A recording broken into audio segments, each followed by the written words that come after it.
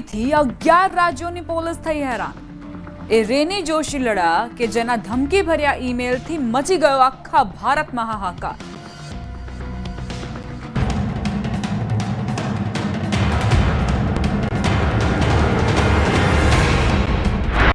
દેશના 11 રાજ્યોની પોલીસની કરી નાખી હતી ઊંઘ હરામ।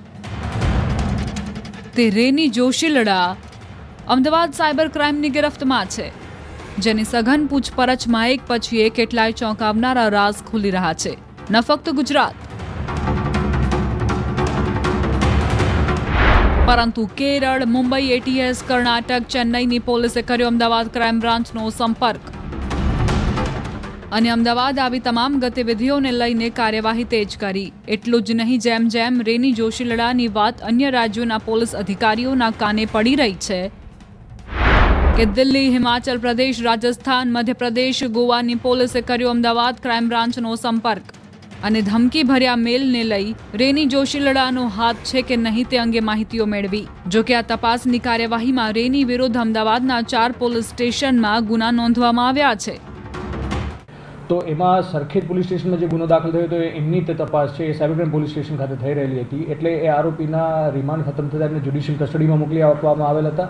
ત્યારબાદ આ જ આરોપીની વિરુદ્ધમાં એને કરેલા મેલમાં જે ચાંદખેડામાં એક એફઆઈઆર થયેલી હતી એમની તપાસ ક્રાઇમ બ્રાન્ચ કરી રહી છે। એટલે એમની ત્યારબાદ કસ્ટડી ક્રાઇમ બ્રાન્ચે મેળવી હતી। ત્યારબાદ બોપલમાં એક ગુનો દાખલ થયેલો છે, એ ક્રાઇમ બ્રાન્ચની કસ્ટડી પૂરી થતાં બોપલ પોલીસે એમની કસ્ટડી મેળવેલી હતી। ત્યારબાદ સાયબર ક્રાઇમે જે નરેન્દ્ર મોદી સ્ટેડિયમ ખાતે બીજા અલગ અલગ 12 મેલ આવેલા હતા, એકને ક્લબ કરીને એક અલગ એફઆઈઆર, ચોથી એફઆઈઆર કરી છે અહીંયા અને ફરીથી એમની કસ્ટડી ત્યારબાદ સાયબર ક્રાઇમ પોલીસ સ્ટેશન મેળવે છે। આ ઉપરાંત અત્યાર સુધીમાં અલગ અલગ સ્ટેટની એમને 5 પોલીસે એમને સંપર્ક કરેલો છે। કર્ણાટકાથી બી એમના અરેસ્ટ વોરંટ અને વોરંટ કઢવીને પોલીસે અહીંયા અમને સેન્ડ કરેલા છે અને 4 રાજ્યોની પોલીસ ફિઝિકલી અહીંયા આવીને તપાસમાં જોડાઈ છે એમની। આરોપી યુવતી રેનીની પૂછપરછ દરમિયાન તેણે મહિલા પોલીસકર્મી સાથે ઝપાઝપી કરી નખ માર્યા હતા, જે અંગે શાહીબાગ પોલીસ સ્ટેશનમાં ગુનો દાખલ કરાયો છે। ત્યારે રેનીએ અમદાવાદમાં 21 મેલ, બેંગલુરુમાં 26 મેલ, અન્ય રાજ્યોમાં 10થી વધુ મેલ કર્યા હોવાનું તપાસમાં બહાર આવ્યું છે। જો કે પોલીસ તપાસમાં રેનીની મેલ કરવાની 2 પેટર્ન સામે આવી।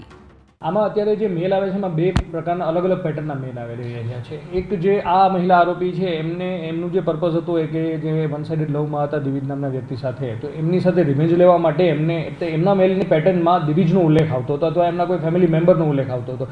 બીજી એક પેટર્ન જે હાલમાં ચાલી રહી છે એમની તપાસ અમે કરી રહ્યા છીએ।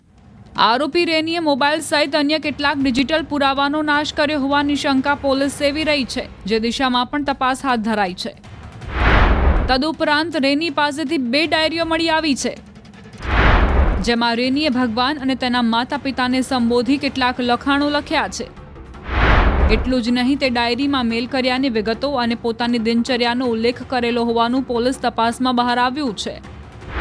આ ડાયરીઓ વર્ષ 2023 અને 2024માં બનાવી હોવાનું પણ સામે આવ્યું। આરોપી યુવતી રેની સોશિયલ મીડિયાના ઉપયોગ માટે મોટાભાગે વર્ચ્યુઅલ નંબરનો ઉપયોગ કરતી હતી। તપાસમાં એ વાત પણ બહાર આવી છે કે યુવતી રેનીએ વર્ચ્યુઅલ નંબર એપ્લિકેશન ખરીદવા માટે 213 જેટલા ઓનલાઈન ટ્રાન્ઝેક્શન કર્યા છે। તદુપરાંત જે પ્રકારે તેના મેલની 2 પ્રકારની પેટર્ન જોવા મળી, તેમાં બીજી પેટર્નમાં સાઉથ કનેક્શન દેખાઈ રહ્યું છે। પોલીસ તે દિશામાં પણ તપાસ કરી રહી છે। તો રેનીના ફોનમાં રહેલી મહત્વની માહિતીઓ મેળવવામાં પોલીસ લાગી ગઈ છે। ત્યારે આગામી સમયમાં રેની જોશીલડાએ કરેલા ધમકી ભર્યા મેલને લઈ કેટલા રાજ્યો સુધી તાર જોડાય છે તે જોવું રહ્યું। અમદાવાદથી ઋત્વિજ સોની, ન્યૂઝ 18 ગુજરાતી।